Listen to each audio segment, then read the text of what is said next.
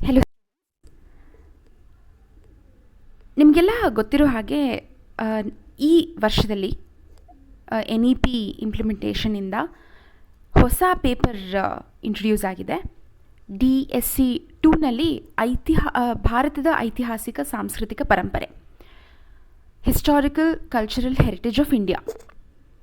ಇದರಲ್ಲಿ ನಾವು ಸಾಂಸ್ಕೃತಿಕ ಪರಂಪರೆಯ ವ್ಯಾಖ್ಯಾನನ ನೋಡ್ತೀವಿ, ಅದರ ವ್ಯಾಪ್ತಿಯನ್ನು ನೋಡ್ತೀವಿ.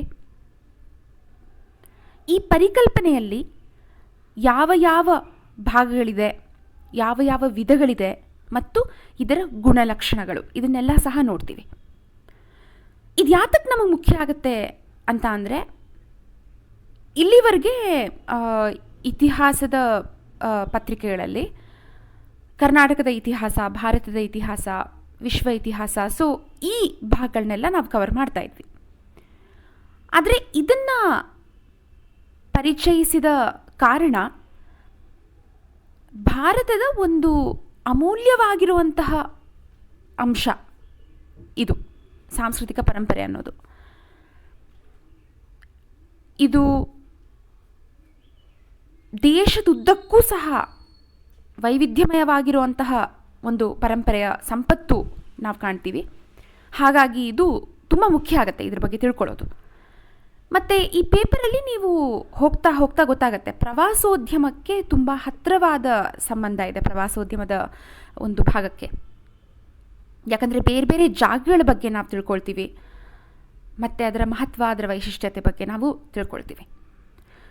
ಇಲ್ಲಿ ಈ ಭಾಗದಲ್ಲಿ ನಾನು ಇದರ ಪರಿಚಯ ಕೊಡ್ತೀನಿ. ಅಂದರೆ ಸಾಂಸ್ಕೃತಿಕ ಪರಂಪರೆ ಅಂತ ಅಂದ್ರೇನು, ಅದರ ವ್ಯಾಖ್ಯಾನಗಳನ್ನ ನೋಡೋಣ.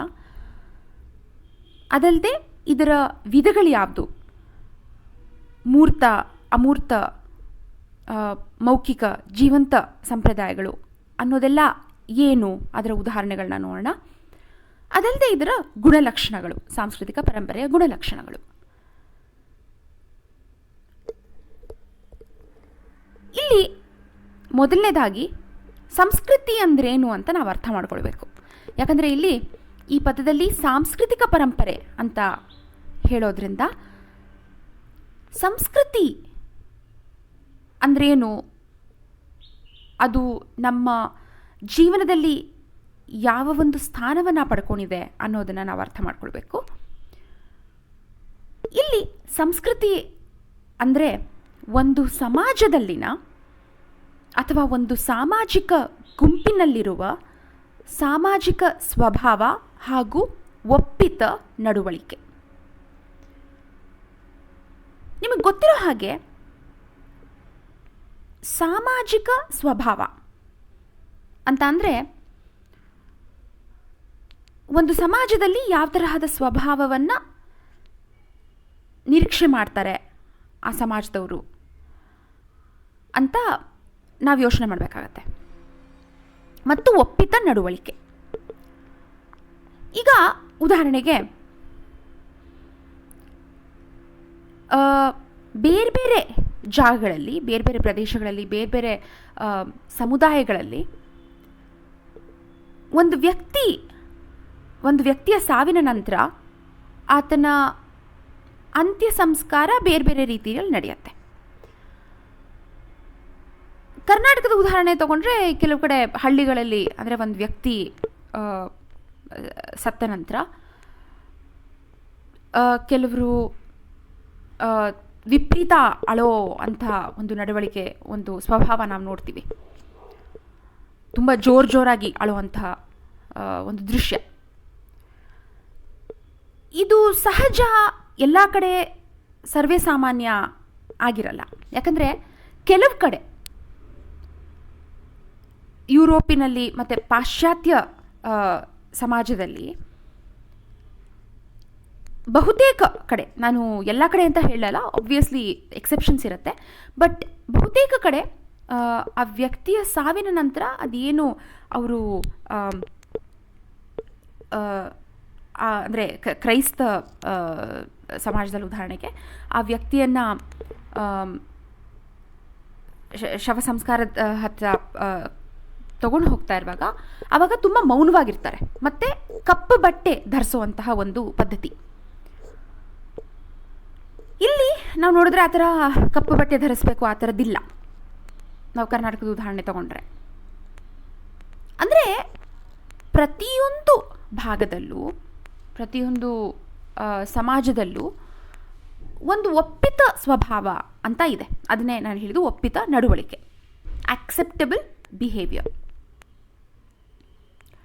ಇದು ಸಂಸ್ಕೃತಿಯ ಭಾಗ. ಮತ್ತು ಸಂಸ್ಕೃತಿ ತುಂಬ ವ್ಯಾಪಕವಾಗಿರುವಂತಹ ಪರಿಕಲ್ಪನೆ. ನೀವೇನು ತೊಡ್ತೀರಾ, ಯಾವ ಭಾಷೆ ಮಾತಾಡ್ತೀರಾ, ಏನು ತಿಂತೀರಾ, ಯಾವ ತರಹದ ಪದ್ಧತಿಗಳನ್ನ ಅನುಸರಿಸ್ತೀರಾ, ಯಾವ ಹಬ್ಬಗಳನ್ನ ಆಚರಿಸ್ತೀರಾ, ಇದೆಲ್ಲವೂ ಸಹ ಸಂಸ್ಕೃತಿಯಲ್ಲಿ ಒಳಗೊಂಡಿರುವಂಥದ್ದು. ಅಂದರೆ ತುಂಬ ವ್ಯಾಪಕವಾಗಿರುವಂತಹ ವಿಸ್ತೃತವಾಗಿರುವಂತಹ ಪರಿಕಲ್ಪನೆ ಇದು.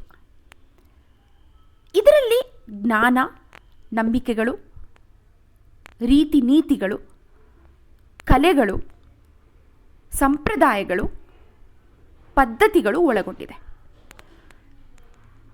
ಜ್ಞಾನ ಅಂತ ಅಂದರೆ ಉದಾಹರಣೆಗೆ ಒಂದು ಕರಕುಶಲ ವಸ್ತುವನ್ನು ತಯಾರಿಸುವಂತಹ ಜ್ಞಾನ, ಇದು ಸಂಸ್ಕೃತಿಯ ಭಾಗ. ಈಗ ಉತ್ತರ ಕರ್ನಾಟಕದ ಬಾಗಲಕೋಟೆಯಲ್ಲಿ ಒಂದು ತುಂಬ ವಿಶೇಷವಾಗಿ ತಯಾರಿಸುವಂತಹ ಸೀರೆ ಇಳಕಲ್ ಸೀರೆ. ಇದು ನಿಮಗೆಲ್ಲ ಗೊತ್ತಿದೆ. ಇಳಕಲ್ ಸೀರೆ ತಯಾರಿಸುವಂತಹ ಒಂದು ಜ್ಞಾನ ಏನಿದೆ ಅದು ಆ ಭಾಗದ ಸಂಸ್ಕೃತಿಯ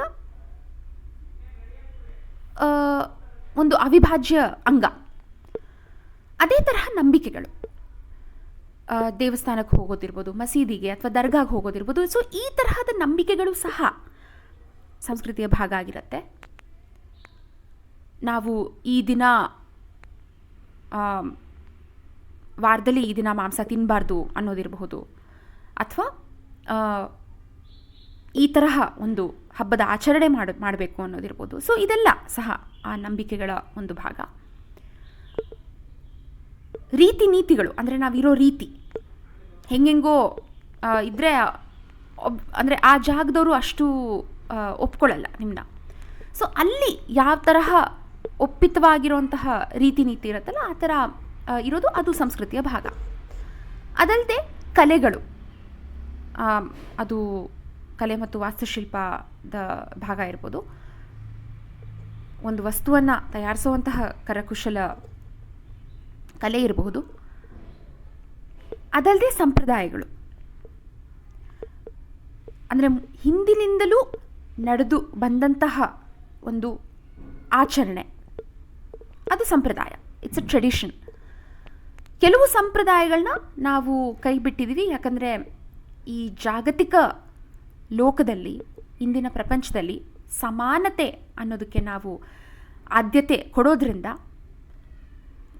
ಯಾವ ಸಂಪ್ರದಾಯಗಳು ಸಮಾನತೆ ವಿರುದ್ಧ, ಮಾನವೀಯತೆ ವಿರುದ್ಧ ಇದ್ವು ಅದನ್ನೆಲ್ಲ ಕೈಬಿಟ್ಟು ಕೆಲವು ಮುಂದುವರ್ಕೊಂಡು ಬಂದಿದೆ. ಎಲ್ಲವೂ ಸಹ ಮುಂದುವರಿಯುತ್ತೆ ಅಂತ ಅಲ್ಲ, ಅದಕ್ಕೋಸ್ಕರ ನಾನು ಈ ಉದಾಹರಣೆ ಕೊಟ್ಟಿದ್ದು. ಅದಲ್ಲದೆ ಪದ್ಧತಿಗಳು ಸಹ ಇಲ್ಲಿ ಮುಖ್ಯ ಆಗುತ್ತೆ. ಆ ಆಚರಣೆಗಳು ಅದೆಲ್ಲ ಪದ್ಧತಿಗಳಲ್ಲಿ. ಇಲ್ಲಿ ನಾವು ಸಂಸ್ಕೃತಿಯ ಬಗ್ಗೆ ವ್ಯಾಖ್ಯಾನ ನೋಡೋದಾದರೆ, ನಾನು ಈಗಾಗಲೇ ಒಂದು ಜನರಲ್ ಆಗಿರುವಂತಹ ಡೆಫಿನಿಷನ್ ಹೇಳಿದ್ದು, ಸಾಮಾನ್ಯವಾಗಿರುವಂಥ ವ್ಯಾಖ್ಯಾನ. ಈಗ ಯುನೆಸ್ಕೋ ಪ್ರಕಾರ ಏನು ಅನ್ನೋದನ್ನ ನೋಡೋಣ. ನಿಮಗೆಲ್ಲ ಗೊತ್ತಿರೋ ಹಾಗೆ ಯುನೆಸ್ಕೋ ಅನ್ನೋ ಸಂಸ್ಥೆ ವಿಶ್ವಸಂಸ್ಥೆಯ ಒಂದು ಸ್ಪೆಷಲೈಸ್ಡ್ ಏಜೆನ್ಸಿ. ಅಂದರೆ ವಿಶ್ವಸಂಸ್ಥೆಗೆ ಸಂಬಂಧಿಸಿರುವಂತಹ ಒಂದು ಸಂಸ್ಥೆ. ಅದರ ಅಂಗ ಅಲ್ಲ, ಬಟ್ ಇದೇ ಒಂದು ಸ್ವತಂತ್ರ ಸಂಸ್ಥೆ ಇದಕ್ಕೆ ಸಂಬಂಧಿಸಿರುವಂಥದ್ದು, ಅಂದರೆ ವಿಶ್ವಸಂಸ್ಥೆಗೆ ಸಂಬಂಧಿಸಿರುವಂಥದ್ದು. ಯುನೆಸ್ಕೋ ಪೂರ್ತಿ full form United Nations Educational Scientific Cultural Organization. ಅಂದರೆ ವಿಶ್ವದ ಶೈಕ್ಷಣಿಕ, ವೈಜ್ಞಾನಿಕ, ಸಾಂಸ್ಕೃತಿಕ ಸಂಸ್ಥೆ. ವಿಶ್ವಸಂಸ್ಥೆಗೆ ಸಂಬಂಧಿಸಿರುವಂತಹ ಹಲವಾರು ಸಂಸ್ಥೆಗಳು ಬೇರೆ ಬೇರೆ ವಲಯದಲ್ಲಿ ಇವೆ. ಅದು ಕಾರ್ಮಿಕರ ವಲಯ ಇರಬಹುದು, ILO ಅಂತ, ಇಂಟರ್ನ್ಯಾಷನಲ್ ಲೇಬರ್ ಆರ್ಗನೈಸೇಷನ್. ಅದಲ್ಲದೆ IMF, ಹಣಕಾಸಿಗೆ ಸಂಬಂಧಿಸಿರುವಂಥದ್ದು, ಇಂಟರ್ನ್ಯಾಷನಲ್ ಮಾನಿಟರಿ ಫಂಡ್ ಅನ್ನೋದು, ಅದಲ್ಲದೆ ಯುನಿಸೆಫ್ ಅಂದರೆ ಮಕ್ಕಳ ಶ್ರೇಯಸ್ಸಿಗೋಸ್ಕರ ಇರುವಂಥದ್ದು ಯುನಿಸೆಫ್. ಸೊ ಇದೇ ರೀತಿ ಯುನೆಸ್ಕೋ ಅನ್ನೋದು ಸಾಂಸ್ಕೃತಿಕ ವಲಯದಲ್ಲಿ ಒಂದು ಮುಖ್ಯವಾಗಿರುವಂಥ ಪಾತ್ರ ವಹಿಸುತ್ತೆ. ಅಂದರೆ ನಾವು ಭಾರತದಲ್ಲಿ ಎಷ್ಟೋ ಪ್ರಮುಖವಾಗಿರುವಂತಹ ಪ್ರವಾಸೋದ್ಯಮದ ತಾಣಗಳನ್ನ ನಾವು ನೋಡಿದಾಗ, ಅಂದರೆ ತಾಜ್ ಮಹಲ್ ಇರ್ಬೋದು, ಮಧ್ಯಪ್ರದೇಶದಲ್ಲಿರುವಂತಹ ಭೀಮ್ಬೇಟ್ಕಾ ಗುಹಾಲಯಗಳಿರಬಹುದು, ಅಥವಾ ಅಜಂತ ಎಲೋರಾ ಇರಬಹುದು, ಹಂಪಿ ಇರಬಹುದು. ಸೊ ಇದೆಲ್ಲ ಜಾಗಗಳಿಗೆ ಅಂತಾರಾಷ್ಟ್ರೀಯ ಮಾನ್ಯತೆ ಮತ್ತು ಅಂತಾರಾಷ್ಟ್ರೀಯ ಮಟ್ಟದಲ್ಲಿ ಸಂರಕ್ಷಣೆ ನಮಗೆ ಸಿಗ್ತಾ ಇರೋದು ಯುನೆಸ್ಕೋ ವತಿಯಿಂದ. ಭಾರತದ ಸರ್ಕಾರವೂ ಸಹ ಸಾಕಷ್ಟು ಆಬ್ವಿಯಸ್ಲಿ ಸಂರಕ್ಷಣೆ ಮಾಡುತ್ತೆ, ಬಟ್ ಅಂತಾರಾಷ್ಟ್ರೀಯ ಗುಣಮಟ್ಟದಲ್ಲಿ ಸಂರಕ್ಷಣೆ ಇಲ್ಲಿ ಇರುವಂಥದ್ದು ನಾವು ನೋಡ್ಬೋದು ಈ ಜಾಗಗಳಲ್ಲಿ. ಅದಕ್ಕೋಸ್ಕರ ಅದು ಈ ನಾನು ಮುಂದೆ ಹೇಳ್ತೀನಿ, ಟ್ಯಾಂಜಿಬಲ್ ಆ್ಯಂಡ್ ಇಂಟ್ಯಾಂಜಿಬಲ್ ಅಂದರೆ ಮೂರ್ತ ಮತ್ತು ಅಮೂರ್ತ ಪರಂಪರೆಯನ್ನು, ಮೂರ್ತ ಮತ್ತು ಅಮೂರ್ತ ಸಾಂಸ್ಕೃತಿಕ ಪರಂಪರೆಯನ್ನು ಇವರು ಸಂರಕ್ಷಣೆ ಮಾಡ್ತಾರೆ. ಅದು ಸ್ಮಾರಕಗಳಿರಬಹುದು, ಅದು ಮೂರ್ತ ಸಾಂಸ್ಕೃತಿಕ ಪರಂಪರೆಯಲ್ಲಿ ಸೇರುತ್ತೆ. ಅದಲ್ಲದೆ ಒಂದು ಜ್ಞಾನ ಇರಬಹುದು, ಅಥವಾ ಒಂದು ಆಚರಣೆ ಇರ್ಬೋದು, ಹಬ್ಬದ ಆಚರಣೆ ಇರ್ಬೋದು. ಉದಾಹರಣೆಗೆ ಭಾರತದಲ್ಲಿ ರಾಮಲೀಲಾ ಅನ್ನೋದೇನಿದೆ, ಆ ಹಬ್ಬದ ಆಚರಣೆಯನ್ನು ಯುನೆಸ್ಕೋ ಅವರು ಅಮೂರ್ತ ಸಾಂಸ್ಕೃತಿಕ ಪರಂಪರೆಯ ಒಂದು ಪಟ್ಟಿಯಲ್ಲಿ ಸೇರಿಸಿದ್ದಾರೆ. ಛೌ ನೃತ್ಯ ಇರಬಹುದು, ಸಂಕೀರ್ತನ, ಮಣಿಪುರಲ್ಲಿರುವಂತಹ ಸಂಕೀರ್ತನ ಎನ್ನುವ ನೃತ್ಯ ಸಂಗೀತದ ಒಂದು ಸ್ವರೂಪ. ಸೊ ಇದನ್ನು ಸಹ ಆ ಪಟ್ಟಿಯಲ್ಲಿ ಸೇರಿಸಿದ್ದಾರೆ.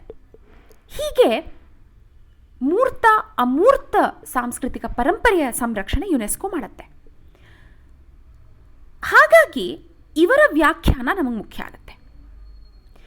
ವಿಶ್ವಸಂಸ್ಥೆಗೆ ಸಂಬಂಧಿಸಿರುವಂತಹ ಯುನೆಸ್ಕೋ ಸಂಸ್ಥೆಯ ಪ್ರಕಾರ ಸಂಸ್ಕೃತಿ ಅಂದ್ರೇನು ಅಂದರೆ ಸಮಾಜದ ಅಥವಾ ಒಂದು ಸಾಮಾಜಿಕ ಗುಂಪಿನ ಪ್ರತ್ಯೇಕ ಆಧ್ಯಾತ್ಮಿಕ, ಬೌದ್ಧಿಕ, ಭಾವನಾತ್ಮಕ ಲಕ್ಷಣಗಳನ್ನು ಒಳಗೊಂಡಿತ್ತು. ಇದರಲ್ಲಿ ಕಲೆ ಮತ್ತು ವಾಸ್ತುಶಿಲ್ಪ, ಜೀವನ ಶೈಲಿಗಳು, ಸಾಮೂಹಿಕ ಜೀವನ ರೀತಿ ನೀತಿಗಳು, ಮೌಲ್ಯಗಳು, ನಂಬಿಕೆಗಳು, ಸಂಪ್ರದಾಯಗಳನ್ನು ಗುರುತಿಸಬಹುದು. ಅಂದರೆ ಈ ಸಂಸ್ಕೃತಿ ಅನ್ನೋದು ಒಂದು ಸಮಾಜದಲ್ಲಿ ಮಾತ್ರ ಅಲ್ಲ, ಒಂದು ಸಾಮಾಜಿಕ ಗುಂಪಿನಲ್ಲೂ ಸಹ ನಾವು ನೋಡಬಹುದು ಅಂತ ಇರೋದು. ಇದರಲ್ಲಿ ಪ್ರತ್ಯೇಕ ಅನ್ನೋ ಒಂದು ಪದ ಉಪಯೋಗ ಅಂದರೆ ಮುಖ್ಯ ಆಗುತ್ತೆ. ಯಾಕಂದರೆ ಸಂಸ್ಕೃತಿಗಳೆಲ್ಲ ಪ್ರತ್ಯೇಕವಾಗಿರುವಂಥದ್ದು, ಎಲ್ಲ ಸಂಸ್ಕೃತಿ ಒಂದೇ ಥರ ಇರಲ್ಲ, ಸಮರೂಪಿಯಾಗಿರಲ್ಲ. It won't be uniform. ಅದರದೇ ಆಗಿರುವಂತಹ ವೈಶಿಷ್ಟ್ಯತೆ, ಅದರದೇ ಆಗಿರುವಂತಹ ರೂಪ ಇರುತ್ತೆ. ಹಾಗಾಗಿ ಸ್ಪೆಸಿಫಿಸಿಟಿ ಅಂದರೆ ಸ್ಪೆಸಿಫಿಕ್ ಆಗಿರುವಂಥದ್ದು, ಪ್ರತ್ಯೇಕವಾಗಿರುವಂತಹ ಅಂಶ ಇಲ್ಲಿ ನಾವು ನೋಡಬಹುದು. ಇಲ್ಲಿ ಯಾವ್ಯಾವ ತರಹ ಅಂಶಗಳು ನಾವು ನೋಡಬಹುದು ಅಂತಂದರೆ ಆಧ್ಯಾತ್ಮಿಕ, ಇದೂ ಸಹ ಒಂದು ಪ್ರತ್ಯೇಕವಾಗಿರುವಂತಹ ಅಂಶ ಇದರಲ್ಲಿರುವಂಥದ್ದು. ಅಂದರೆ ಲಡಾಖ್ನಲ್ಲಿ ಬೌದ್ಧ ಧರ್ಮದವರು ಏನು ಸೂತ್ರ ಪಠಣ ಮಾಡ್ತಾರೆ, ಆ ಬೌದ್ಧ ಧರ್ಮದ ಸೂತ್ರ ಪಠಣ, ಇದು ಯುನೆಸ್ಕೋ ಅವರು ತಮ್ಮ ಅಮೂರ್ತ ಸಾಂಸ್ಕೃತಿಕ ಪರಂಪರೆಯ ಪಟ್ಟಿಯಲ್ಲಿ ಸೇರಿಸಿದ್ದಾರೆ. ಸೊ ಇದು ಒಂದು ಉದಾಹರಣೆ. ಯಾಕಂದರೆ ಅಲ್ಲಿ ಒಂದು ಆಧ್ಯಾತ್ಮಿಕ ಗುಣ ಕಂಡು ಬರುತ್ತೆ. ಈ ಏನು ಸೂತ್ರ ಪಠಣ ಮಾಡ್ತಾರಲ್ಲ, ಇದು ತಪಸ್ಸು ಮಾಡೋದಕ್ಕೆ, ಏಕಾಗ್ರತೆಯನ್ನು ಪಡೆಯೋದಕ್ಕೆ ಮತ್ತು ತಪಸ್ಸು ಮಾಡೋದಕ್ಕೆ ಒಂದು ದಾರಿ. ಅದಲ್ಲದೆ ಬೌದ್ಧಿಕ ಅಂದರೆ ಇಂಟೆಲೆಕ್ಚುವಲ್, ಅದಲ್ಲದೆ ಭಾವನಾತ್ಮಕ ಲಕ್ಷಣಗಳು ಸಹ ನಾವಿಲ್ಲಿ ನೋಡಬಹುದು. ಇಲ್ಲಿ ಏನೇನು ಒಳಗೊಂಡಿದೆ ಅಂತಂದರೆ ಕಲೆ ಮತ್ತು ವಾಸ್ತುಶಿಲ್ಪ. ಅದಕ್ಕೋಸ್ಕರನೇ ಹೇಳಿದ್ದು ಕರಕುಶಲ ವಸ್ತುಗಳನ್ನು ಏನು ತಯಾರು ಮಾಡ್ತಾರೆ ಅದು ಸಹ ಈ ಸಂಸ್ಕೃತಿಯ ಭಾಗ ಆಗಿರುತ್ತೆ. ಅದಲ್ಲದೆ ಸ್ಮಾರಕಗಳು, ವಿಧ ವಿಧವಾಗಿರುವಂಥ ಸ್ಮಾರಕಗಳಿದೆ ನಿಮಗೆ ಗೊತ್ತಿರೋ ಹಾಗೆ.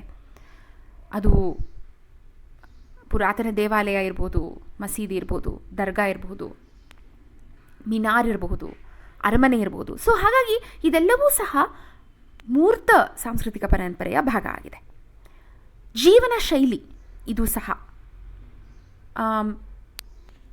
ಲೈಫ್ ಸ್ಟೈಲ್ ಇದು ಸಹ ಸಂಸ್ಕೃತಿಯ ಭಾಗ ಆಗಿದೆ. ನಾವು ಯಾವ ಥರ ಬದುಕ್ತೀವಿ, ನಾನು ಅದನ್ನೇ ಆವಾಗಲೇ ಹೇಳಿದ್ದು. ನಾವು ತಿನ್ನೋದು, ನಾವು ಏನು ತೊಡ್ತೀವಿ, ನಾವೇನು ತಿಂತೀವಿ, ನಾವು ಯಾವ ಭಾಷೆಯನ್ನು ನುಡಿತೀವಿ, ನಾವು ಯಾವ ಹಬ್ಬಗಳನ್ನು ಆಚರಿಸ್ತೀವಿ, ಇದೆಲ್ಲವೂ ಸಹ ಜೀವನ ಶೈಲಿಯ ಭಾಗ ಆಗಿದೆ. ಸಾಮೂಹಿಕ ರೀತಿ ನೀತಿಗಳು ಅಂದರೆ ನಾವು ಬರೀ ಒಬ್ಬಂಟಿಯಾಗಿ ನಮ್ಮ ಶೈಲಿಯಲ್ಲ, ಕಲೆಕ್ಟಿವ್ಲಿ ಅಂದರೆ ಸಾಮೂಹಿಕವಾಗಿ ನಾವು ಯಾವ ಥರ ಬದುಕ್ತೀವಿ ಅನ್ನೋದು ಇದು ಸಹ ಸಂಸ್ಕೃತಿಯ ಭಾಗ.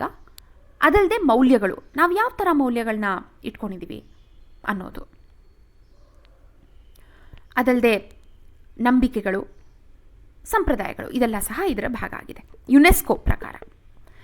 ಈ ವ್ಯಾಖ್ಯಾನದಲ್ಲಿ ಸಂಸ್ಕೃತಿ ಎಂದರೆ ಮೂರ್ತ ಮತ್ತು ಅಮೂರ್ತ ಕಲೆಗಳನ್ನು ಒಳಗೊಂಡಿರುತ್ತದೆ. ನಾನು ಆವಾಗಲೇ ಹೇಳಿರೋ ಹಾಗೆ ಇದು ಸ್ಥಿರವಾಗಿರುವ ಅಂಶವಲ್ಲದ, ಸದಾ ಬೇರೆ ಬೇರೆ ಸಂಸ್ಕೃತಿಗಳೊಂದಿಗೆ ಸಂಪರ್ಕದಲ್ಲಿದ್ದು ಅವುಗಳಿಂದ ಪ್ರಭಾವಕ್ಕೊಳಗಾಗಿ ಕ್ರಿಯಾತ್ಮಕವಾಗಿರುವಂತಹ ಅಂಶ. ಅಂದರೆ ಇದು ಸ್ಟ್ಯಾಟಿಕ್ ಅಲ್ಲ, ಸ್ಥಿರವಾಗಿರುವಂಥದ್ದಲ್ಲ. ಒಂದು ಸಂಸ್ಕೃತಿ ಇದೆ ಅಂತಂದರೆ ಹಿಂದಿನಿಂದಲೂ ಸಹ ಒಂದೇ ರೂಪದಲ್ಲಿ ನಮಗೆ ಬಂದಿಲ್ಲ. ಅದು ಬೇರೆ ಬೇರೆ ಸಂಸ್ಕೃತಿಗಳ ಜೊತೆ ಸಂಪರ್ಕದಲ್ಲಿದ್ದು ಅವುಗಳಿಂದ ಪ್ರಭಾವಿತಗೊಂಡು ಅವುಗಳ ಮೇಲೆ ಪ್ರಭಾವ ಬೀರಿ ಇದು ರೂಪಾಂತರ ಆಗ್ತಾ ಇರತ್ತೆ, ಬದಲಾಗ್ತಾ ಇರತ್ತೆ. ಇದನ್ನು ನಾವು ಮುಂದೆ ಗುಣಲಕ್ಷಣಗಳಲ್ಲಿ ನೋಡ್ತೀವಿ. ಯಾಕಂದರೆ ಒಂದು ಗುಣಲಕ್ಷಣ ಏನು ಅಂತ ಅಂದರೆ ಚೇಂಜ್ ಆ್ಯಂಡ್ ಕಂಟಿನ್ಯೂಟಿ, ಅಂದರೆ ಬದಲಾವಣೆ ಹಾಗೂ ಮುಂದುವರಿಕೆ. ಅದು ಹೇಗೆ ಮುಂದುವರ್ಕೊಂಡು ಬಂದಿದೆ, ಹೇಗೆ ಬದಲಾಗಿದೆ ಅನ್ನೋದು. ಅದಲ್ಲದೆ ಸಂಸ್ಕೃತಿಯಿಂದ ಒಂದು ಜನಾಂಗಕ್ಕಾಗಲಿ ಸಮುದಾಯಕ್ಕಾಗಲಿ ಅಸ್ಮಿತೆ ದೊರಕುವುದು. ಅಂದರೆ ಒಂದು ಸಂಸ್ಕೃತಿ ಎಷ್ಟು ಮುಖ್ಯ ಅಂತ ಅಂದರೆ ಅದರಿಂದ ನಾವು ಗುರುತಿಸ್ಕೊಳ್ತೀವಿ, ಒಂದು ಜನಾಂಗ ಆಗಲಿ ಸಮುದಾಯ ಆಗಲಿ. ಅದಕ್ಕೋಸ್ಕರನೇ ಯಾವ ಸಂಸ್ಕೃತಿಯೂ ಸಹ ಹಿರಿಯಲ್ಲ, ಯಾವ ಸಂಸ್ಕೃತಿಯೂ ಸಹ ಕಿರಿಯಲ್ಲ. ಎಲ್ಲ ಸಂಸ್ಕೃತಿಗಳಿಗೂ ಅದರದೇ ಆದಂತಹ ಅಸ್ಮಿತೆ ಇರುತ್ತೆ. ಸೊ ಈ ಅಂಶಗಳನ್ನು ಯುನೆಸ್ಕೋ ವ್ಯಾಖ್ಯಾನದಲ್ಲಿ ನಾವು ನೋಡಬಹುದು. ಅದಲ್ಲದೆ ಇಲ್ಲಿ ನಮಗೆ ಮುಖ್ಯವಾಗಿರುವಂತಹ ಭಾಗ ಸಾಂಸ್ಕೃತಿಕ ಪರಂಪರೆ, ಅಂದರೆ ಹಿಂದಿನಿಂದಲೂ ಬಂದಿರುವಂತಹ ಮೂರ್ತ ಮತ್ತು ಅಮೂರ್ತ ಸಂಪತ್ತು. ಸಾಂಸ್ಕೃತಿಕ ಪರಂಪರೆಯನ್ನು ಮುಂದಿನ ತಲೆಮಾರುಗಳಿಗೂ ಸಾಗಿಸಬೇಕಾದರೆ ಇದರ ಸಂರಕ್ಷಣೆ ಅತ್ಯಗತ್ಯ. ಯುನೆಸ್ಕೋ ಈ ಸಂರಕ್ಷಣೆಗೆ ತುಂಬ ಆದ್ಯತೆಯನ್ನು ನೀಡಿದೆ.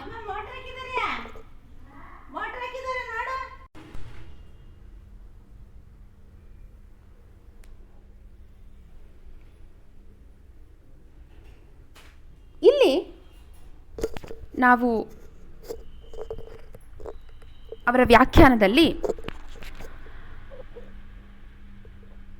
ಹೇಗೆ ಸಂರಕ್ಷಣೆಗೆ ಆದ್ಯತೆಯನ್ನು ನೀಡಿದ್ದಾರೆ ಅಂತ ನಾವು ನೋಡ್ತೀವಿ. ಅಂದರೆ ಅದು ಮೂರ್ತ ಇರಬಹುದು ಅಥವಾ ಅಮೂರ್ತ ಸಾಂಸ್ಕೃತಿಕ ಪರಂಪರೆ ಇರ್ಬೋದು. ಅದನ್ನು ನಾವು ಮುಂದಿನ ತಲೆಮಾರುಗಳಿಗೆ ಸಾಗಿಸಬೇಕು ಅಂತ ಅಂದರೆ ಇದು ಸಂಗ್ರಹಾಲಯಗಳಲ್ಲಿ ಸಂರಕ್ಷಣೆ ಮಾಡೋದ್ರ ಮೂಲಕ ಇರಬಹುದು. ವಿಶೇಷವಾಗಿ ಅಂದರೆ ನಾವು ಭಾರತದಲ್ಲೇ ಎಷ್ಟೋ ಸಂಗ್ರಹಾಲಯಗಳನ್ನ ನೋಡ್ತೀವಿ. ದೆಹಲಿಯಲ್ಲಿರುವಂತಹ ನ್ಯಾಷನಲ್ ಮ್ಯೂಸಿಯಂ, ಅದಲ್ಲದೆ ಕೋಲ್ಕತ್ತಾನಲ್ಲಿರುವಂತಹ ಸಂಗ್ರಹಾಲಯ ಅತ್ಯಂತ ಪ್ರಾಚೀನವಾಗಿರುವಂತಹ ಸಂಗ್ರಹಾಲಯ ಅದು ಭಾರತದ್ದು. ಅದಲ್ಲದೆ ನಮ್ಮ ಕರ್ನಾಟಕದಲ್ಲೇ ಎಲ್ಲನೂ ಸಹ ಸರ್ಕಾರಿ ಸಂಗ್ರಹಾಲಯಗಳಲ್ಲ ಅನ್ನೋದಕ್ಕೆ ಉದಾಹರಣೆ ಧರ್ಮಸ್ಥಳದಲ್ಲಿರುವಂತಹ ಮಂಜುಷ ಸಂಗ್ರಹಾಲಯ. ಸೊ ಹೀಗೆ ಈ ಸಂಗ್ರಹಾಲಯಗಳ ಮೂಲಕ ಹಿಂದೆ ಇದ್ದಂತಹ ಕರಕುಶಲ ವಸ್ತುಗಳು ಮತ್ತು ಆಗ ಬಳಸ್ತಾ ಇದ್ದಂತಹ ವಸ್ತುಗಳು ಅದನ್ನು ಅಲ್ಲಿ ಸಂರಕ್ಷಣೆ ಮಾಡಿ ನಮ್ಮ ಮಾನವೀಯತೆ ಯಾವ ಒಂದು ಹಾದಿಯಲ್ಲಿ ನಡ್ಕೊಂಡು ಬಂದಿದೆ ಅನ್ನೋದನ್ನು ನಾವು ನೋಡ್ತೀವಿ. ನಾನು ಮುಂಚೆನೇ ಹೇಳಿರೋ ಹಾಗೆ ಸಾಂಸ್ಕೃತಿಕ ಪರಂಪರೆ ಜಾಗತಿಕ ಪ್ರವಾಸೋದ್ಯಮ ವಲಯಕ್ಕೂ ಸಹ ಹತ್ತಿರದ ಸಂಬಂಧ ಇದೆ. ಗ್ಲೋಬಲ್ ಟೂರಿಸಂ ಇಂಡಸ್ಟ್ರಿ ಅಂದರೆ ಪ್ರವಾಸೋದ್ಯಮದ ವಲಯದಲ್ಲಿ ಈ ಪ್ರವಾಸಿಗರು ಒಂದು ಹೊಸ ಜಾಗಕ್ಕೆ ಹೋದಾಗ ಅಲ್ಲಿನ ವಸ್ತುವನ್ನು ಕೊಂಡ್ಕೊಳ್ಳೋ ಅಂಥ ಒಂದು ಪದ್ಧತಿ ಇರುತ್ತೆ, ಒಂದು ಅಭ್ಯಾಸ ಮಾಡ್ಕೊಂಡಿರ್ತಾರೆ. ಸೊ ಇದು ಹೇಗೆ ಸಾಧ್ಯ ಅಂತ ಅಂದರೆ ಅಲ್ಲಿನ ಒಂದು ಸಾಂಸ್ಕೃತಿಕ ಪರಂಪರೆ ಇರೋದ್ರಿಂದ. ಇದರಿಂದ ಅಲ್ಲಿನ ಸ್ಥಳೀಯ ಸಮುದಾಯಗಳಿಗೆ, ಜನಾಂಗದವರಿಗೆ ತುಂಬ ಪ್ರಯೋಜನಕಾರಿ, ಯಾಕಂದರೆ ಆರ್ಥಿಕವಾಗಿ ಅವ್ರಿಗೆ ಇದು ಲಾಭದಾಯಕವಾಗಿರುವಂಥದ್ದು. ಯಾಕಂದರೆ ಇದು ಅವರ ಜೀವನೋಪಾಯಕ್ಕೆ ಸಹಾಯ ಮಾಡುತ್ತೆ. ಸೊ ಹೀಗೆ ನಾವು ಯುನೆಸ್ಕೋ ಪ್ರಕಾರ ವ್ಯಾಖ್ಯಾನವನ್ನು ನೋಡ್ತೀವಿ. ಅದಲ್ಲದೆ ಸಾಂಸ್ಕೃತಿಕ ಪರಂಪರೆಯ ವಿಧಗಳು ಅಂತ ಅಂದರೆ ನಾನು ಈಗಾಗಲೇ ಹೇಳಿರೋ ಹಾಗೆ ಅಮೂರ್ತ, ಮೂರ್ತ, ಓರಲ್ ಟ್ರೆಡಿಷನ್ ಅಂದರೆ ಮೌಖಿಕ ಕಲೆಗಳು, ಅದಲ್ಲದೆ ಜೀವಂತ ಪರಂಪರೆಗಳು. ಸೊ ಇಲ್ಲಿ ಮೂರ್ತ ಪಾರಂಪರಿಕ ಸಾಂಸ್ಕೃತಿಕ ಉದಾಹರಣೆಯಲ್ಲಿ ನಾವು ಸ್ಮಾರಕಗಳನ್ನ ನೋಡ್ತೀವಿ, ಕಟ್ಟಡಗಳು, ಸಾಂಸ್ಕೃತಿಕ ಭೂದೃಶ್ಯ, ಕರಕುಶಲ ವಸ್ತುಗಳು, ಇವುಗಳನ್ನ ನೋಡ್ತೀವಿ. ಸೊ ಇಲ್ಲಿ ಸ್ಮಾರಕಗಳು ಅಂತ ನಿಮಗೆ ಗೊತ್ತಿರೋ ಹಾಗೆ ಈ ಪುರಾತನ ಕಟ್ಟಡಗಳನ್ನ ನಾವು ಸ್ಮಾರಕಗಳು ಅನ್ನೋದರಲ್ಲಿ ಸೇರಿಸ್ತೀವಿ. ಅದಲ್ಲದೆ ಕಟ್ಟಡಗಳು ಇದು ಸಹ ಈ ಮೂರ್ತ ಪಾರಂಪರಿಕ ಸಾಂಸ್ಕೃತಿಕ ಉದಾಹರಣೆಗಳಾಗುತ್ತೆ. ಅದಲ್ಲದೆ ಕಲ್ಚರಲ್ ಲ್ಯಾಂಡ್ಸ್ಕೇಪ್ಸ್ ಅಂತ ಏನಿದೆ, ಸಾಂಸ್ಕೃತಿಕ ಭೂದೃಶ್ಯಗಳು, ಅದು ಸಹ ಇಲ್ಲಿ ಒಂದು ಉದಾಹರಣೆ ಆಗುತ್ತೆ. ಅದಲ್ಲದೆ ಕರಕುಶಲ ವಸ್ತುಗಳು, ಯಾಕಂದರೆ ಇದನ್ನು ನಾವು ಮುಟ್ಬೋದು. ಮೂರ್ತ ಅಂತ ಅಂದರೆ ಟ್ಯಾಂಜಿಬಲ್, ಅಂದರೆ ಮುಟ್ಟುವಂಥದ್ದು, ನಾವು ಮುಟ್ಬೋದು ಅದನ್ನು. ಇಂಟ್ಯಾಂಜಿಬಲ್ ಕಲ್ಚರಲ್ ಹೆರಿಟೇಜ್ ಅಂದರೆ ಅಮೂರ್ತ ಪಾರಂಪರಿಕ ಸಾಂಸ್ಕೃತಿಕ ಉದಾಹರಣೆ.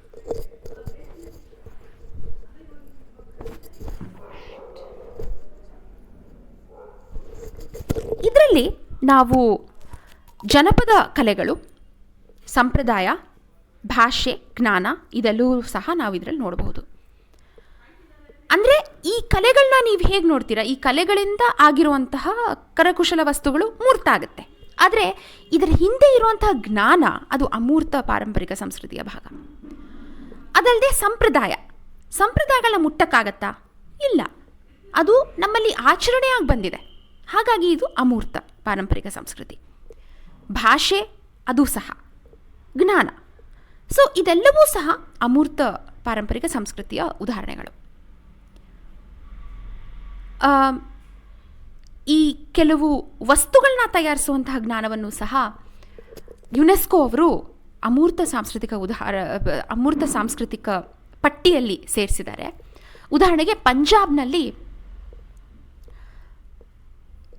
ಈ ಬ್ರಾಸ್ ಆ್ಯಂಡ್ ಕಾಪರ್ ಅಂದರೆ ತಾಮ್ರ ಮತ್ತು ಹಿತ್ತಾಳೆಯಿಂದ ಮಾಡುವಂತಹ ಏನು ಪಾತ್ರೆಗಳಿದೆ ಅದನ್ನು ತಯಾರಿಸುವಂಥ ಒಂದು ವಿಧಾನವನ್ನು, ಆ ಒಂದು ಜ್ಞಾನವನ್ನು ತತ್ತರಿಯ ಅನ್ನೋ ಜನಾಂಗದವರು ತಯಾರಿಸ್ತಾರೆ. ಸೊ ಇದನ್ನು ಈ ಪಟ್ಟಿಯಲ್ಲಿ ಸೇರಿಸಿದ್ದಾರೆ. ಅಂದರೆ ಜ್ಞಾನಕ್ಕೆ ಇದು ಉದಾಹರಣೆ. ಒಂದು ಕರಕುಶಲ ವಸ್ತುವನ್ನು ತಯಾರಿಸೋದ್ರ ಇದು ಒಂದು ಉದಾಹರಣೆ. ಇದಲ್ಲದೆ ಆಚರಣೆಗಳು, ಸಂಪ್ರದಾಯಗಳು, ನಾನು ಈಗಾಗಲೇ ಹೇಳಿರೋ ಹಾಗೆ ಛೌ ನೃತ್ಯ ಇರಬಹುದು ಅಥವಾ ರಾಮ್ಲೀಲಾ ಆಚರಣೆ ಇರಬಹುದು. ಉತ್ತರ ಪ್ರದೇಶದಲ್ಲಿ ನಡೆಯುವಂತಹ ರಾಮ್ಲೀಲಾ ಆಚರಣೆಯನ್ನು ಇಲ್ಲಿ ಗುರುತಿಸಲಾಗಿದೆ. ಅದಲ್ಲದೆ ಈ ಸಂಕೀರ್ತನ, ಮಣಿಪುರಲ್ಲಿರುವಂತಹ ನೃತ್ಯ ಸಂಗೀತದ ಒಂದು ರೂಪ, ಒಂದು ಸ್ವರೂಪ. ಸೊ ಇದನ್ನು ಸಹ ಇಲ್ಲಿ ಗುರುತಿಸಲಾಗಿದೆ. ಇದಲ್ಲದೆ ಮೌಖಿಕ ಕಲೆಗಳು ಅಂದರೆ ಓರಲ್ ಟ್ರೆಡಿಷನ್ಸ್. ಇದು ಓರಲ್ ಅಂತ ಅಂದರೆ ನಾವು ಹೇಳಿರುವಂಥದ್ದು. ಓರಲ್, ರಿಟನ್ ಅಂದರೆ ನಾವು ಬರೆದಿರೋವಂಥದ್ದು, ಓರಲ್ ಅಂದರೆ ನಾವು ಹೇಳಿರುವಂಥದ್ದು. ತಲತಲಾಂತರದಿಂದ ಕೇಳಿಸ್ಕೊಂಡು ಬಂದಿರುವಂತಹ ಜ್ಞಾನ ಇದು. ಇದಕ್ಕೆ ಉದಾಹರಣೆಗಳು ಬೌದ್ಧ ಧರ್ಮದಲ್ಲಿ ಏನು ಸೂತ್ರ ಪಠಣ ಇದೆ ಅದನ್ನು ಇಲ್ಲಿ ಉದಾಹರಣೆ ಹಾಕ್ಕೊಡ್ಬಹುದು. ಅದನ್ನು ತಲತಲಾಂತರದಿಂದ ಬರೀ ಕೇಳಿ ಬಂದಿರುವಂಥದ್ದು. ಅದೇನು ಬರ್ದಿಲ್ವಾ ಅಂತ ನೀವು ಕೇಳಬಹುದು. ಅದು ಬರೆದಿದ್ದಾರೆ ರೆಫರೆನ್ಸ್ಗೋಸ್ಕರ, ಬಟ್ ಅದು ಜಾಸ್ತಿ ಕೇಳ್ಕೊಂಡು ಬಂದಿರುವಂಥದ್ದು. ಇದಲ್ಲದೆ ವೇದ ಪಾರಾಯಣ ಇದಕ್ಕೆ ಉದಾಹರಣೆ. ಇದಲ್ಲದೆ ಕರ್ನಾಟಕದ ಉದಾಹರಣೆ ಕೊಡಬೇಕು ಅಂತ ಅಂದರೆ 20ನೇ ಶತಮಾನದ ಅದಕ್ಕೂ ಮುಂಚೆ ವಚನಗಳು ಈ ಕೇಳಿ ಬಂದಿರುವಂಥ ಒಂದು ಸಂಪ್ರದಾಯದಲ್ಲಿ ಸೇರುತ್ತೆ. ಅದಾದಮೇಲೆ 20ನೇ ಶತಮಾನದಲ್ಲಿ ಅದನ್ನು ಬರೆದು ಇಟ್ಕೊಂಡಿರುವಂತಹ ಪದ್ಧತಿ ಶುರುವಾಗುತ್ತೆ. ಬಟ್ ಬೇರೆ ಬೇರೆ ಕಡೆ ತಾಳೆಗರಿಯಲ್ಲಿ ಅದು ಬರೆದು ಸಂರಕ್ಷಣೆ ಮಾಡಿದರು ಈ ಮಠಗಳಲ್ಲಿ. ಆದರೆ ಹೆಚ್ಚು ಬಹುತೇಕ ವಚನಗಳು ಈ ಕೇಳಿ ಕೇಳಿ ಬಂದಿರುವಂತಹ ಒಂದು ಸಂಪ್ರದಾಯದಲ್ಲಿ ನಾವು ನೋಡಬಹುದು. ಸೊ ಈ ತರಹದ ಉದಾಹರಣೆ ಇದರಲ್ಲಿ ಮೌಖಿಕ ಕಲೆಗಳಲ್ಲಿ. ಅದಲ್ಲದೆ ಜೀವಂತ ಪರಂಪರೆಗಳು ಅಂದರೆ ಕೆಲವು ಪರಂಪರೆಗಳು ಇವತ್ತಿಗೂ ಸಹ ಜೀವಂತವಾಗಿದೆ. ನಾನು ಆವಾಗಲೇ ಹೇಳಿರೋ ಹಾಗೆ ಕೆಲವು ಪರಂಪರೆಗಳನ್ನ ನಾವು ಕೈ ಬಿಟ್ಟಿದ್ದೀವಿ, ಅದು ಇಲ್ಲ, ಅದು ಮುಂದುವರಿಸಿಲ್ಲ. ಯಾತಕ್ಕಂದರೆ ಇಂದಿನ ಜಗತ್ತಿಗೆ ಅದು ಸೂಕ್ತ ಅಲ್ಲ. ಸಮಾನತೆಯ ವಿರೋಧಿ ಪರಂಪರೆಗಳಿದ್ವು, ಲಿಂಗ ಸಮಾನತೆಯ ವಿರೋಧಿ ಪರಂಪರೆಗಳು, ಜಾತಿ ವ್ಯವಸ್ಥೆಯನ್ನು ಎತ್ತಿಡಿಯುವಂತಹ ಪರಂಪರೆಗಳಿದ್ವು, ಜಾತಿ ವ್ಯವಸ್ಥೆಯಲ್ಲಿ ಇರುವಂತಹ ಅಸಮಾನತೆಯನ್ನು ಎತ್ತಿಡಿಯುವಂತಹ ಪರಂಪರೆಗಳು. ಸೊ ಎಷ್ಟೋ ಪರಂಪರೆಗಳನ್ನ ನಾವು ಅದನ್ನು ಮುಂದುವರಿಸಿಲ್ಲ. ಬಟ್ ಇವತ್ತಿಗೂ ಸಹ ಕೆಲವು ಪರಂಪರೆಗಳು, ಎಷ್ಟೋ ಪರಂಪರೆಗಳು ಮುಂದುವರೆದಿದೆ. ಇದನ್ನು ನಾವು ನೋಡಬಹುದು. ಸೊ ಇಲ್ಲಿ ಸಾಂಸ್ಕೃತಿಕ ಪರಂಪರೆಯ ಗುಣಲಕ್ಷಣಗಳು ಅಂತ ನಾವು ಹೇಳೋದಾದರೆ ಇಲ್ಲಿ ಬದಲಾವಣೆ ಮತ್ತು ಮುಂದುವರಿಕೆ. ಅಂದರೆ ಕೆಲವು ಸಾಂಸ್ಕೃತಿಕ ಪರಂಪರೆಗಳು ಅದು ಹಾಗೆ ಮುಂದುವರೆದಿರಬಹುದು ಅಂತ ಸಂಶೋಧಕರು ಹೇಳಿದ್ದಾರೆ. ಉದಾಹರಣೆಗೆ ಕೆಲವು ಸಂಶೋಧಕರು, ಕೆಲವು ಇತಿಹಾಸಕಾರರು ಸಿಂಧೂ ನಾಗರಿಕತೆಯ ಕೆಲವು ಅಂಶಗಳು ಇಂದಿಗೂ ಸಹ ಮುಂದುವರ್ಕೊಂಡು ಬಂದಿದೆ ಅಂತ ಹೇಳಲಾಗತ್ತೆ. ಯಾಕೆ ಅಂತ ಅಂದರೆ ನೀವು ಅಲ್ಲಿನ ಮುದ್ರೆಗಳನ್ನ ನೋಡಿದ್ರೆ ಎತ್ತಿನ ಚಿತ್ರ, ಇವತ್ತಿಗೂ ಸಹ ಎತ್ತನ್ನು ನಾವು ಪೂಜಿಸ್ತೀವಿ, ಹಬ್ಬಗಳಲ್ಲಿ, ಸಂಕ್ರಾಂತಿ ಹಬ್ಬದಲ್ಲಿ ಪೂಜಿಸ್ತೀವಿ. ಯಾಕಂದರೆ ನಮ್ಮ ವ್ಯವಸಾಯದ ಒಂದು ಅವಿಭಾಜ್ಯ ಅಂಗ ಎತ್ತುಗಳು, ಹಸುಗಳೆಲ್ಲ. ಸೊ ಇದು ಮುಂದುವರ್ಕೊಂಡು ಬಂದಿರುವಂಥದ್ದು. ಅಥವಾ ಅದರಲ್ಲಿ ಪಾಶುಪತ ಎನ್ನುವ ಒಂದು ಏನು ಚಿತ್ರ ಇದೆ, ಅದು ಶಿವನ ಒಂದು ಸ್ವರೂಪ ಇದ್ದಿರಬಹುದು ಅನ್ನೋ ಒಂದು ಪರಿಕಲ್ಪನೆ ಇದೆ ಇತಿಹಾಸಕಾರರದು. ಇದು ಇದೇ 100ಕ್ಕೆ 100 ಅಂತ ನಾವು ಖಚಿತವಾಗಿ ಹೇಳೋಕ್ಕಾಗಲ್ಲ. ಆದರೆ ಇದು ಒಂದು ಊಹೆ ಮಾಡ್ಕೊಂಡಿದ್ದಾರೆ ಇತಿಹಾಸಕಾರರು. ಸೊ ಇದು ಮುಂದುವರಿಕೆಗೆ ಒಂದು ಉದಾಹರಣೆಯಾಗಿ ನಾವು ಕೊಡಬಹುದು. ಹಾಗೆ ಬದಲಾವಣೆ ಅಂದರೆ ಎಷ್ಟೋ ಪರಂಪರೆಗಳು ಸಹ ಬದಲಾಗ್ತಾ ಹೋಗುತ್ತೆ. ಬೇರೆ ಬೇರೆ ಸಮಾಜದಲ್ಲಿರುವಂತಹ ಬೇರೆ ಬೇರೆ ಅಂಶಗಳಿಂದ, ಬದಲಾಗ್ತಾ ಇರುವಂತಹ ಕಾಲದಿಂದ ಮತ್ತು ಬೇರೆ ಸಂಸ್ಕೃತಿಗಳ ಜೊತೆ ಸಂಪರ್ಕ ಬಂದ ಮೇಲೆ ಅದು ಬದಲಾಗ್ತಾ ಇರುತ್ತೆ. ಇಂಡೋ ಇಸ್ಲಾಮಿಕ್ ಟ್ರೆಡಿಷನ್ ಅನ್ನೋದು ನಾವು ಮಧ್ಯಯುಗೀನ ಭಾರತದ ಆರಂಭದಲ್ಲಿ ನಾವು ನೋಡಬಹುದು. ಅಂದರೆ ಇಸ್ಲಾಂ ಧರ್ಮ ಭಾರತಕ್ಕೆ ಬಂದ ಮೇಲೆ ಹೇಗೆ ನಾವು ಪ್ರಭಾವಿತಗೊಂಡ್ವಿ ಅನ್ನೋ ಉದಾಹರಣೆ. ಸೊ ವಾಸ್ತುಶಿಲ್ಪದಲ್ಲಿ ನಾವು ಇದನ್ನು ನೋಡಬಹುದು, ಇಂಡೋ ಇಸ್ಲಾಮಿಕ್ ಟ್ರೆಡಿಷನ್. ಅದಲ್ಲದೆ ವೈವಿಧ್ಯತೆ ಮತ್ತು ಐಕ್ಯತೆ, ಇದು ತುಂಬ ಮುಖ್ಯವಾಗಿರುವಂತಹ ಅಂಶ. ಯಾಕಂದರೆ ಭಾರತದಲ್ಲಿ ಯಾಕೆ ನಾವು ಸಾಂಸ್ಕೃತಿಕ ಪರಂಪರೆ ಇಷ್ಟು ಮಾನ್ಯತೆಯನ್ನು ನೀಡ್ತೀವಿ ಅಂತ ಅಂದರೆ ಇದು ವೈವಿಧ್ಯಮಯವಾಗಿರುವಂಥದ್ದು. ಬೇರೆ ಬೇರೆ ತರಹದ ಕರಕುಶಲ ವಸ್ತುಗಳಲ್ಲೇ ನೀವು ನೋಡ್ಬೋದು ಆ ವೈವಿಧ್ಯತೆ. ನೀವು ಬಂಗಾಲಿಗೆ ಹೋದರೆ ಕಾಂತ ಎಂಬ್ರಾಯ್ಡ್ರಿ ಬಟ್ಟೆಗಳನ್ನ ನೋಡ್ಬೋದು, ಸೀರೆಗಳನ್ನ. ಅದಲ್ಲದೆ ಆಂಧ್ರಾಗೆ ಬಂದರೆ ಪೋಚಂಪಲ್ಲಿ ಅನ್ನೋ ಸೀರೆಗಳನ್ನ ನೋಡಬಹುದು. ಈ ಸೀರೆಗಳಲ್ಲೇ ಎಷ್ಟು ವ್ಯತ್ಯಾಸ ಬರುತ್ತೆ. ನಾವು ಉತ್ತರ ಕರ್ನಾಟಕದಲ್ಲಿ ಬಂದರೆ ಬಾಗಲಕೋಟೆ ಭಾಗದಲ್ಲಿ ಇಳ್ಕಲ್ ಸೀರೆಗಳನ್ನ ನೋಡ್ಬೋದು. ಅದಲ್ಲದೆ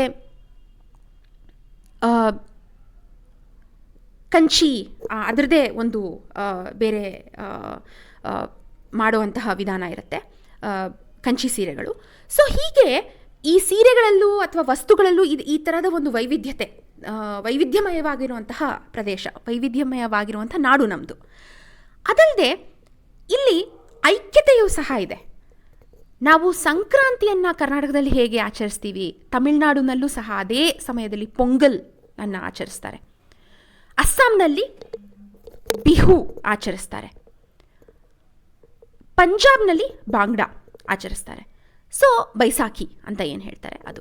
ಸೊ ಹೀಗೆ ಒಂದೇ ಸಮಯದಲ್ಲಿ, ಯಾಕೆ ಅಂತ ಅಂದರೆ ನಾವು ಏನು ಹೊಸದಾಗಿ ಆ ಒಂದು ಪೈರು ಬಂದಿರುತ್ತೆ, ಅಂದರೆ ಹೊಸದಾಗಿ ನಾವೇನು ಬೆಳೆದಿರ್ತೀವಿ. ಸೊ ಅದು ಕಟಾವು ಮಾಡಿದಾಗ ಅದು ಒಂದು ನಾವು ಹಬ್ಬದ ಆಚರಣೆಯ ಒಂದು ಪ್ರಯುಕ್ತವಾಗಿ ಇದು ಬೇರೆ ಬೇರೆ ಕಡೆ ನಡೆಯುತ್ತೆ. ಅಂದರೆ ಒಂದೇ ಸಮಯದಲ್ಲಿ ನಾವು ಬಿಹು ನೋಡ್ಬೋದು, ಸಂಕ್ರಾಂತಿ ನೋಡ್ಬೋದು, ಪೊಂಗಲ್ ನೋಡ್ಬೋದು, ಬೈಸಾಖಿ ನೋಡ್ಬೋದು. ಸೊ ಹೀಗೆ ಇಲ್ಲಿ ಐಕ್ಯತೆಯೂ ಸಹ ಕಂಡುಬರುತ್ತೆ. ಅದಲ್ಲದೆ ಜಾತ್ಯತೀತತೆ ಇದೂ ಸಹ ಇದರ ಒಂದು ಅಂಗ. ಅಂದರೆ ನಾನು ಆಗಲೇ ಹೇಳ್ದಂಗೆ ಯಾವುದೇ ಸಾಂಸ್ಕೃತಿಕ ಪರಂಪರೆ ಹಿರಿಯಲ್ಲ, ಯಾವುದೇ ಕಿರಿಯಲ್ಲ, ಎಲ್ಲನೂ ಸಹ ಸಮಾನವಾಗಿರುವಂಥದ್ದು. ಸಮಾನವಾಗಿರುವಂಥದ್ದು ಅಂತಂದರೆ ಎಲ್ಲವನ್ನೂ ಸಹ ಒಳಗೊಂಡಿರುವಂಥ ಒಂದು ಅಂಶ. ಯಾವುದನ್ನು ನಾವು ಇದು ನಡೆಸಲೇಬೇಕು, ಇದನ್ನು ನಾವು ಬಿಡಬೇಕು ಆ ಥರ ನಾವು ಹೇಳೋಕ್ಕಾಗಲ್ಲ. ಆದರೆ ಯಾವುದೇ ಪ್ರದೇಶದ್ದು ಎಲ್ಲದಕ್ಕೂ ಸಹ ಅದರದ್ದೇ ಆಗಿರುವಂತಹ ಅಸ್ಮಿತೆ ಇರುತ್ತೆ. ಸೊ ಇದು ಜಾತ್ಯತೀತತೆಯನ್ನು ಎತ್ತಿಡಿಯುವಂತಹ ಅಂಶ ಸಾಂಸ್ಕೃತಿಕ ಪರಂಪರೆ. ಇದಕ್ಕೆ ತುಂಬ ಮಹತ್ವವನ್ನು ಯುನೆಸ್ಕೋ ಅವ್ರು ಕೊಟ್ಟಿದ್ದಾರೆ. ಅಂದರೆ ಬರೀ ಯುರೋಪಿನ ಸಮಾಜದಲ್ಲಿ ಮಾತ್ರ ಅಲ್ಲಿರುವಂತಹ ಸಾಂಸ್ಕೃತಿಕ ಪರಂಪರೆ ಅಲ್ಲ, ಎಲ್ಲ ಜಾಗಗಳಲ್ಲೂ ಇರುವಂತಹ ಸಾಂಸ್ಕೃತಿಕ ಪರಂಪರೆಗೆ ನಾವು ಅಷ್ಟೇ ಆದ್ಯತೆಯನ್ನು ಕೊಡಬೇಕು ಅಂತ ಇದನ್ನು ಘಂಟಾಘೋಷವಾಗಿ ಅವ್ರು ಸಾರಿದ್ದಾರೆ. ಇದಲ್ಲದೆ ಇನ್ನೊಂದು ಗುಣಲಕ್ಷಣ ಸಾರ್ವತ್ರಿಕವಾದ, ಯೂನಿವರ್ಸಲಿಸಮ್. ಅಂದರೆ ಎಲ್ಲವನ್ನೂ ಒಳಗೊಂಡುವಂತಹ ಒಂದು ಅಂಶ. ಏನು ನಾವು ಪೂರ್ತಿ ಪ್ರಪಂಚವೇ ಒಂದು ಎಲ್ಲರೂ ನಾವೆಲ್ಲ ಒಂದು ಅನ್ನುವಂತಹ ಒಂದು ಅಂಶ. ಅಂದರೆ ಯಾರೂ ಇಲ್ಲಿ ಕಿರಿಯಲ್ಲ, ಯಾರೂ ಹಿರಿಯಲ್ಲ, ಯಾರನ್ನೂ ನಾವು ಹೊರಗಡೆ ಇಡ್ಕೂಡ್ದು, ಎಲ್ಲರನ್ನೂ ಸಹ ಒಳಗೊಳ್ಳುವಂತಹ ಇನ್ಕ್ಲೂಸಿವ್ ಸೇರಿಸೋವಂತಹ ಒಂದು ಅಂಶ ಸಾರ್ವತ್ರಿಕವಾದ. ಈ ಯೂನಿವರ್ಸಲಿಸಮ್ನನ್ನು ಇದು ಎತ್ತಿಡಿಯುತ್ತೆ. ಅಂದರೆ ಈ ದೇಶಗಳ ಮಧ್ಯ ಇರುವಂತಹ ಏನು ಗಡಿನಾಡುಗಳಿದೆ ಅದನ್ನು ಮೀರಿ ನೋಡುವಂತಹ ಒಂದು ಪರಿಕಲ್ಪನೆ ಇದು. ಮತ್ತು ಯಾವ ದೇಶವೂ ಬೇರೊಂದು ದೇಶಗಳಿಗೆ ಕಡಿಮೆ ಇಲ್ಲ, ಎಲ್ಲರೂ ಮಾನವೀಯತೆ ಅನ್ನೋದಕ್ಕೆ ಸೇರಿರುವಂಥದ್ದು. ಎಲ್ಲರೂ ಮಾನವರೇ, ನಾವೆಲ್ಲರೂ ಮಾನವರೇ ಅಲ್ವಾ? ಸೊ ಇಲ್ಲಿ ಜಾತಿ, ಪ್ರದೇಶ, ಭಾಷೆ, ಧರ್ಮ ಇದಕ್ಕಿಂತ ದೊಡ್ಡದಾಗಿರುವಂಥದ್ದು ನಾವೆಲ್ಲ ಒಂದು, ಅಂದರೆ ನಾವೆಲ್ಲ ಮಾನವರಾಗಿ ನಾವು ಒಂದಾಗಿರುವಂಥದ್ದು. ಸೊ ಯೂನಿವರ್ಸಲಿಸಮ್ ಅನ್ನೋದನ್ನು ಎತ್ತಿಡಿಯುವಂಥದ್ದು. ಅಂದರೆ ಉದಾಹರಣೆಗೆ ನಾವು ಕೆಲವು ಸಂಸ್ಥೆಗಳನ್ನ ನೋಡಿದ್ರೆ ರೆಡ್ ಕ್ರಾಸ್ ಸಂಸ್ಥೆ ಇರ್ಬೋದು. ಸೊ ಇದು ಹೇಗೆ ಅಂತ ಅಂದರೆ ಎಲ್ಲ ಮಾನವರನ್ನು ಒಂದಾಗಿ ನೋಡುವಂತಹ ಒಂದು ಸಂಸ್ಥೆ. ಅದಕ್ಕೋಸ್ಕರನೇ ಎಲ್ಲೇ ಏನೇ ಮೆಡಿಕಲ್ ಕ್ರೈಸಿಸ್ ಆದರೂ ಸಹ ರೆಡ್ ಕ್ರಾಸ್ ಅವ್ರು ಕಳಿಸ್ತಾರೆ. ಅಂದರೆ ಯೂನಿವರ್ಸಲಿಸಮ್ನ ಎತ್ತಿಡಿಯುವಂಥ ಒಂದು ಅಂಶ. ವಿಶ್ವಸಂಸ್ಥೆ ಇದು ಅಂತಾರಾಷ್ಟ್ರೀಯ ಮಟ್ಟದಲ್ಲಿ ಮಾಡ್ತಾ ಇದೆ. ಸೊ ಹೀಗೆ ನಾವು ಇದರ ಗುಣಲಕ್ಷಣಗಳನ್ನ ನಾವಿಲ್ಲಿ ನೋಡ್ಬೋದು, ಸಾಂಸ್ಕೃತಿಕ ಪರಂಪರೆಯ ಗುಣಲಕ್ಷಣಗಳು. ಈ ಭಾಗದಲ್ಲಿ ನಾನು ಇದರ ಪರಿಚಯ ಕೊಟ್ಟಿದ್ದೀನಿ. ಸಾಂಸ್ಕೃತಿಕ ಪರಂಪರೆಯ ಏನು, ಅದರ ಅರ್ಥ, ಸಾಂಸ್ಕೃತಿಕ ಪರಂಪರೆಯನ್ನು ನೀವು ಅದರ ವ್ಯಾಖ್ಯಾನ ನೀಡುವುದರ ಮುಂಚೆ ಸಂಸ್ಕೃತಿ ಅಂದ್ರೇನು ಅಂತ ಹೇಳಬೇಕಾಗತ್ತೆ. ಅದಾದಮೇಲೆ ಸಾಂಸ್ಕೃತಿಕ ಪರಂಪರೆ ಅದೇನು, ಮತ್ತು ಅದರ ಬೇರೆ ಬೇರೆ ವಿಧಗಳು ಮತ್ತು ಗುಣಲಕ್ಷಣಗಳು, ಇವನ್ನೆಲ್ಲವೂ ಸಹ ನೀವು ತಿಳ್ಕೊಬೇಕಾಗತ್ತೆ ಈ ಭಾಗದಲ್ಲಿ. Okay, thank you.